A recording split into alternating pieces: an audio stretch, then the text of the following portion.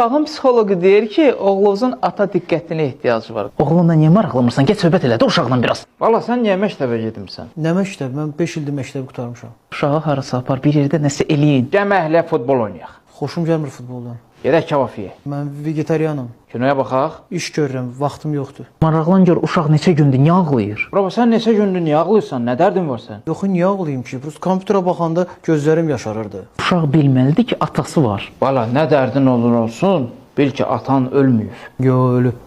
Ölüb nə də? İndi 2 dəqiqə vaxt ayırmamışıq, incimi səndə belə hörmətsiz olar. Atanı saymamaq olmaz ya, ata evin dirəyidir. Hayda, mənim atam doğrudan rəhmətə gedib. Mən bura Wi-Fi-ı düzəltməyə gəlmişəm. Sizin oğlunuz odur.